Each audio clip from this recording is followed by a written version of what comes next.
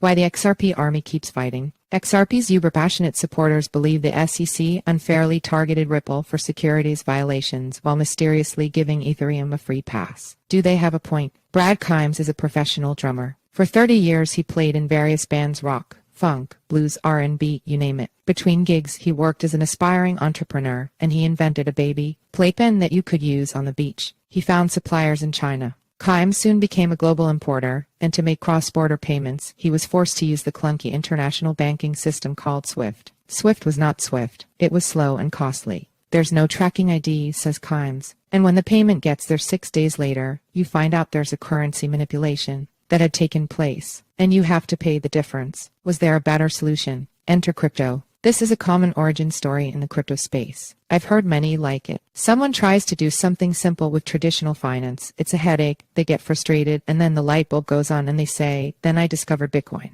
But Kimes had already discovered Bitcoin. That didn't strike him as the right solution. Instead he found something else, something newer, something he believed to be cheaper and faster and more efficient. XRP. Created by Ripple Labs, XRP was designed with banks and corporations and the financial system in mind. If Bitcoin's unofficial motto is be your own bank, XRP's is the less inspirational let's improve the banks. Ripple is at odds with much of crypto's prevailing ideology. For years, it has been dismissed, overlooked, or outright scorned by much of the space. The technology works. It does what it says it can do, says Kimes. After doing more research, he believed that XRP could be the hot knife that cuts through all the buttery layers of banking red tape, and it doesn't require energy-guzzling proof-of-work mining. Bitcoin can solve that problem for a lot more money, says Kimes, who clarifies that he has no ill will towards Bitcoin, as it showed us all what's possible and considers it to be an important stepping stone technology, like the pager or the early flip phones. But the way Kimes sees it, none of us are using the first cell phone anymore. Kimes is sympathetic to the ideals of Bitcoin. Bitcoin in its white paper is anti-bank, anti-establishment, says Kimes. The libertarian in me loves it. The libertarian in me absolutely goes $King nuts for it. I'm like, hell yeah, down with the man. Then he pauses, and he adds a crucial disclaimer. I'm also an adult, says Kimes, who's 52 years old. As an adult, I understand that the legacy firms and systems and governments and central banks of the world aren't going for any of that shit. Kimes might not love the world of banks and governments, but he thinks it's absurd to imagine that a decentralized currency like Bitcoin will actually topple the system. Or, as he puts it, the government will bring in the tanks and the fucking guns before they let anybody come in with no fucking name Satoshi Nakamoto to run the fucking show. It's not going to happen. That's the message that Kimes now preaches on Digital Perspective, his daily show about XRP. The drummer is now beating the drum for why XRP and its embrace of the banking system is more likely to flourish than the anti-establishment ethos of Bitcoin. They can't stop the technology, says Kimes of Bitcoin, but they can tax it and regulate it out of existence. Kimes is a central player in the XRP community, aka the XRP army. This is an army that much of crypto loves to hate. XRP has long been mocked for not being a real cryptocurrency project because claim the critics it's not truly decentralized and that Ripple Labs owns a large chunk of the 100 billion XRP in circulation, which it continues to sell on a set schedule on secondary markets. XRP supporters counter that the too centralized charge might have once been true, but it's not anymore, and that Ripple controls only a tiny fraction of the XRP ledger.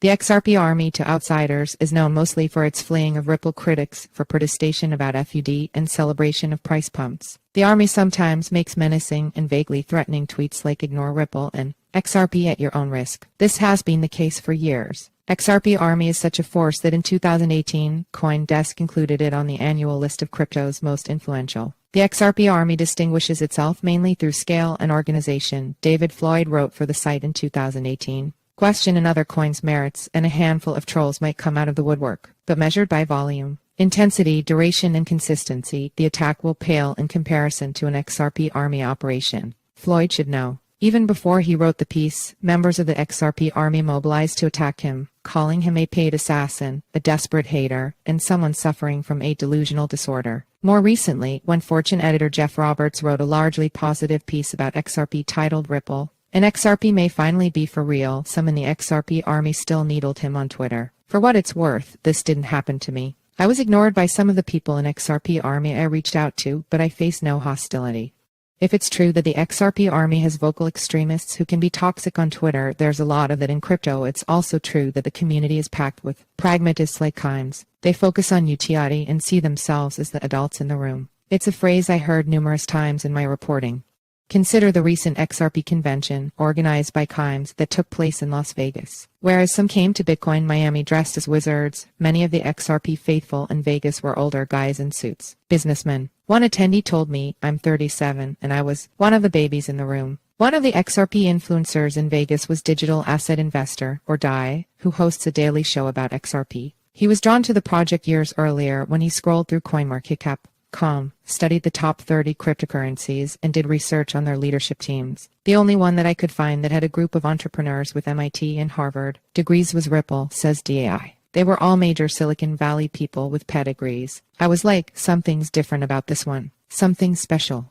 DAI likes that these adults in the room are quite literally the adults in rooms with other powerful figures. If Bitcoin is for outsiders, XRP is for the insiders. Ripple CEO Brad Garlinghouse, he was in a room in Switzerland, and I know he had the Hong Kong central bank in the room. He had the Russian central bank, says DAI. You've got to understand, this is what we've been studying and obsessing about for 5 years. DAI estimates that Ripple has been working with as many as 50 central banks from around the world. The magic of XRP, says Kimes, is that it can provide an instant tool for settlement without entities like central banks needing to have large liquidity pools. That frees up resources and saves money. This is why Kimes and DAI are bullish that it could someday be designated as a global stablecoin. XRP wouldn't replace the dollar or the yuan or the euro. It would instead be a bridge for all these things. This is all preamble to say that the XRP army is genuinely bullish on the real-world utility of XRP. They expect it to improve the current system, they expect it to get widely adopted, and they think the price will eventually moon.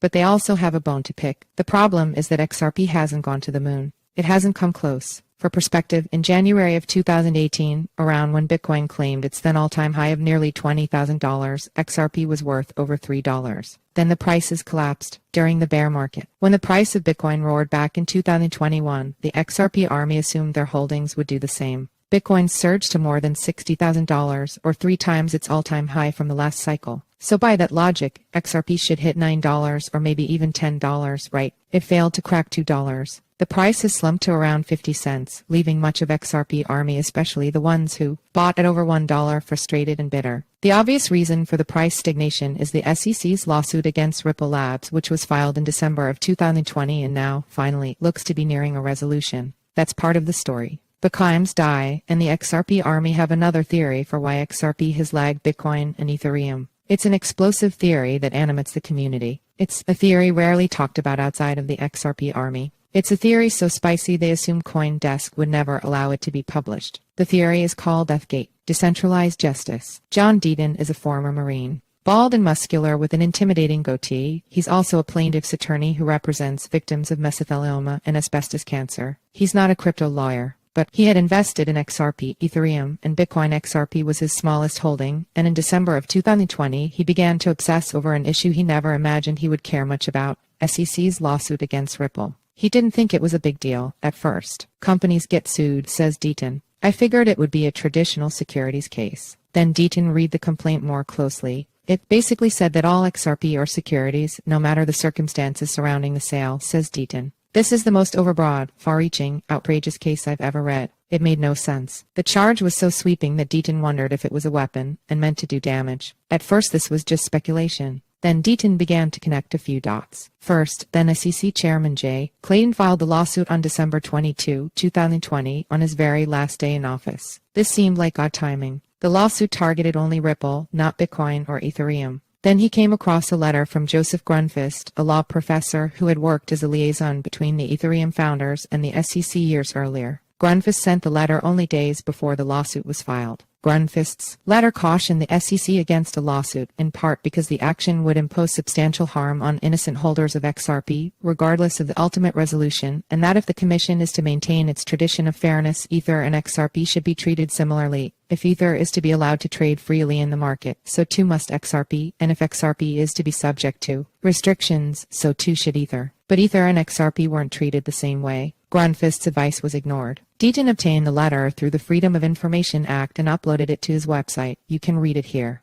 On January 1, 2021, 9 days after the lawsuit against Ripple, Deaton filed his own action against the second. I simply asked for the SEC to amend the complaint to only go after Ripple, says Deaton, meaning the scope should just be Ripple Labs the company, not XRP the tokens. If the SEC targets XRP, says Deaton, then all they're doing is hurting innocent people who have no connection to Ripple. And those people were hurt. In the wake of the SEC's lawsuit, the price of XRP tumbled to below 20 cents. Coinbase and other U.S.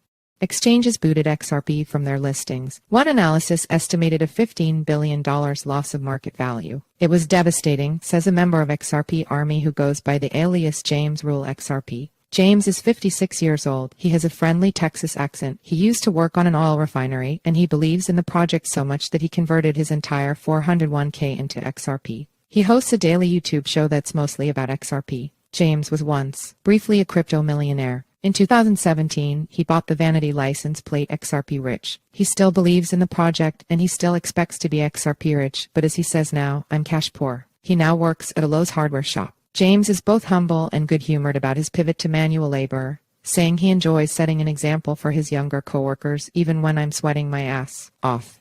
When Deaton filed his lawsuit against the SEC, he asked other XRP holders to join it. James hopped aboard. Then tweets about Deaton's action ricocheted throughout XRP Army. Soon 2,000 XRP holders joined him. Then 5,000. There are now over 75,000 XRP holders part of Deaton's claim, and he has been granted the official status of amicus curiae in the SEC's lawsuit against Ripple, loosely, meaning that his perspective can be taken into consideration by the court. Meanwhile, something kept bugging Deaton. If the lawsuit is indeed a weapon against Ripple, what's the motivation? He did some sleuthing. He pulled the records on another key player in the saga, Bill Hinman, the SEC's former director of corporate finance. On June 14, 2018, Hinman gave a speech saying that Bitcoin and Ether, the only two cryptocurrencies he mentioned, were not securities. The speech effectively gave Bitcoin and Ethereum a free pass. For the next 5 years, many in the crypto space would dissect and parse that speech. Why did Hinman single out Ethereum? Jay Clayton would never talk about specific tokens. Gary Gensler, to this day, would never speak about specific tokens. Hester Pierce will never speak about specific tokens, says Deaton. So why Hinman? The cynic in me said, I wonder if Hinman has any ties to Ethereum or Bitcoin. So Deaton did more digging. And thanks to Twitter influencers like DAI and Kimes, the soldiers of XRP Army began to hunt for more evidence. Deaton called it decentralized justice. They found old videos from crypto conferences. They unearthed obscure footage from meetups. And they dragged up evidence that many in the Ethereum community almost certainly would prefer to leave under the carpet. After pulling the disclosures that must be made by federal employees, Deaton found that in less than 4 years at the SEC, Bill Hinman collected $15 million from Simpson Thacher. Simpson Thacher is a law firm. This is relevant for two reasons. Hinman worked for Simpson Thacher before and after his tenure at the SEC, and Simpson Thacher was part of the Enterprise Ethereum Alliance EA, a member-led industry organization whose objective is to drive the use of enterprise Ethereum. And this is no longer just Deaton and the XRP Army making allegations. Empower Oversight, a nonprofit watchdog devoted to government transparency, noted clear conflicts of interest and sued the SEC, demanding that any documents related to Simpson Thacher be revealed. Perhaps the $15 million was just a juicy pension package. And perhaps this was just a coincidence. It's also quite possible that the money was deferred compensation for work prior to his time at the second. But the XRP Army wonders, could $15 million help nudge Hinman's decision-making to explicitly give Ethereum a free pass, but not XRP? Hinman has subsequently denied being aware that Simpson Thacher was involved with the EA when he was at the SEC, and a person close to Hinman told Fox Business that the $15 million was indeed just a generous pension package. XRP Army found more bits of evidence. There's the video from early 2014, before the launch of Ethereum, where a young Vitalik Buterin answers questions about the Ethereum IPO. The XRP faithful see this as a smoking gun. How could XRP be a security and not Ethereum, when its most high-profile co-founder literally called the ICO a fundraiser? One bit of nuance here is that Hinman tacitly acknowledged the Ethereum ICO in his speech, saying putting aside the fundraising, Ether is not a security. The XRP Army thinks that's like saying the Titanic was a lovely trip, putting aside the iceberg. On his website, Deaton has a meticulous timeline that makes the case for hypocrisy, double standards, and conflicts of interest. This is the heartbeat of ETHgate. Deaton makes connections between early Ethereum boosters and companies like JP Morgan and Andreessen Horowitz. He suggests a pattern of coziness between Ethereum allies and the SEC, and he makes cold-eyed observations such as consensus was advised in its quorum acquisition by Sullivan and Cromwell, SEC Chairman Jay Clayton's former law firm. This was 4 months before the Ripple lawsuit was filed by the SEC. Then there's the whales video. DI points to another old video that XRP Army somehow discovered, which reveals a 2014 Silicon Valley meetup with Ethereum co-founder Joseph Lubin. This was shortly before Ethereum's ICO. Someone asks Lubin, will there be a limit on the amount a person can invest in Ethereum? Lubin's response, which is audio only in the video, a person can buy from any number of different identities. We may limit the unit size, but if you are a whale and if you're planning on investing several million US dollars worth, then you can do that from multiple identities. The XRP Army finds this appalling. These disguised whales bought boatloads of Ether behind the scenes, says DAI. This is what they don't want to talk about. He says that the Ethereum founders love to tout their decentralization, but there were disguised whales buying large chunks of Ethereum from multiple anonymous identities, so it was bullshit from the word go. CoinDesk reached out to Lubin to request a comment. He did not respond. There are different levels of beliefs in ETHgate. Some believe the SEC simply had a conflict of interest, a bad look, but nothing sinister. Others think it's the biggest financial story of the century. One soldier in XRP Army believes that ETHgate is bigger than Enron. Some suggest foul play. I do believe it was used as a weapon, says Kimes. How the $K did they the SEC know to sue Ripple? Why wasn't it one of those other $King companies? His theory is that the Ethereum boosters feared XRP would be a real threat. What if there's an XRP partnership with the Federal Reserve? So they hobbled Ripple as a form of regulatory capture. Deaton, Kimes, Dai, and the XRP Army believe they've already collected all the evidence they need to show a clear conflict of interest. But they think they are on the verge of discovering a bombshell, something that could make their case undeniable. The Hinman emails. When Hinman gave his fateful speech in 2018, the one that effectively gave Bitcoin and Ether a free pass, he likely had internal deliberations with his staff about how the SEC should approach Ethereum, XRP, and the rest of the cryptocurrencies. His emails and documents would shed light on that thinking. Deaton and the XRP Army has demanded that the SEC disclose those documents, almost as if they were crucial evidence in the JFK assassination. The SEC had refused. We don't know what's in them until we see them, says Kimes, but he suspects they will range from shameful to criminal. Finally, in a victory for XRP and Ripple, the judge in the case, Analisa Torres, ordered that the Hinman documents be unsealed. They are expected to be made public on June 13. The larger crypto community, including crypto media, has mostly ignored or avoided this beef between the XRP community and Ethereum. Fox Business was one of the few outlets to cover it. I do think there are glaring conflicts of interests, says reporter Alina Terrett, who did her own extensive research and co-wrote the 9,000-word Fox Business story. Whether there was corruption, I'm not the one to say. Terrett suspects the unseemly conflicts have more to do with the revolving door nature of government and the private sector, as it's common if problematic for government officials to later collect fat paychecks from the very entities they once regulated. This is unfortunate but not criminal. Terrett later followed up via Twitter DM to say that on the other hand, it did strike her as notable that the SEC was so reluctant to reveal the documents, which means you have to imagine there's something the SEC doesn't want the public to see in there. Team Ripple. So why does all of this matter? On the most obvious level, as Grunfus once argued in his letter to the SEC, those who purchased XRP have seen their investments languish. That's real money for real people.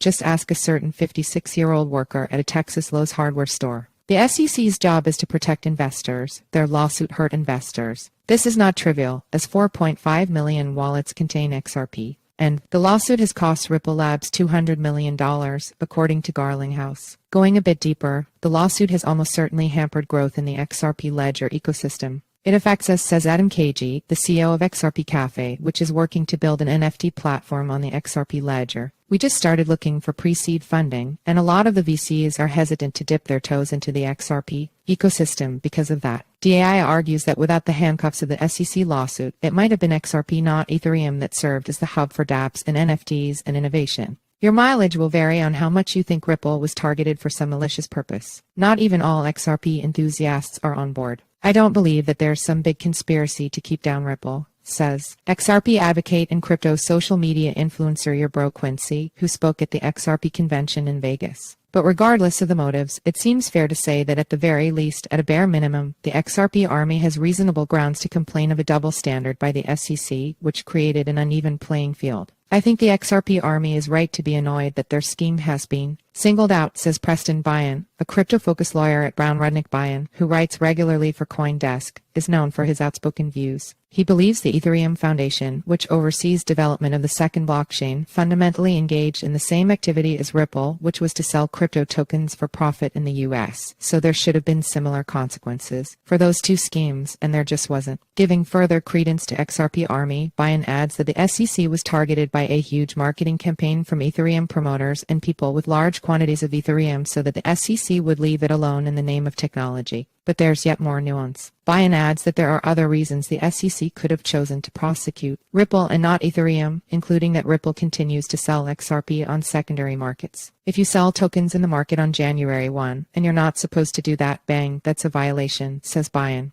If you do it again on March 10, bang, that's another violation. Because of these repeat offenses, says Byan, I think it was easier to pin the tail on Ripple. As for the grander conspiracy of ETHgate, Byan Deadpen says that the part about Consensus being made up of lizard people is entirely true. Consensus is the Ethereum developer that Joe Lubin founded after co-creating Ethereum.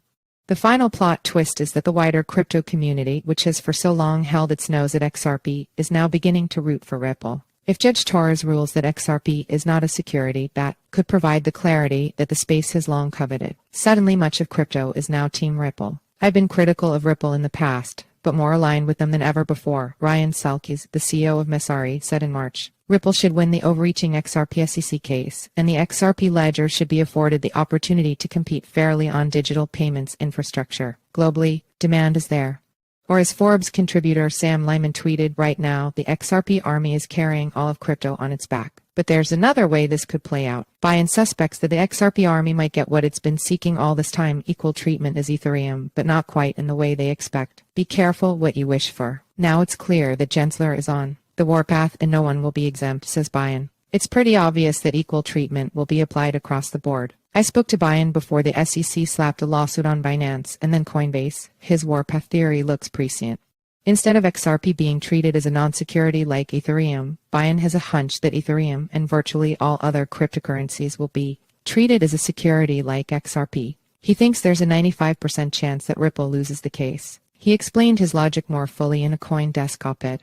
Byan thinks that ultimately, the SEC has no choice but to follow the laws as they're written by Congress. So the XRP army should save their fire not for Ethereum but for Congress, he says. At the moment, that's the framework we've got, and the SEC doesn't have a choice. Not every lawyer agrees with this interpretation, of course. John Deaton gives a counter-argument why XRP is not a security in an essay for Bloomberg Law. Brad Kimes, the drummer, believes that Ripple will win. So does DAI and much of XRP army. That certainly includes James, the Texan who literally bet his entire financial future on the fate of XRP. He predicts double digits for XRP's prices in $10 or 20x where it is today if and when Ripple wins the case. I'm just a guy sitting at my kitchen table in Southeast Texas, looking out my window at cows and horses and chickens, says James. And I'm sitting here living so frugally, knowing that I'm going to have anything I want in the foreseeable future.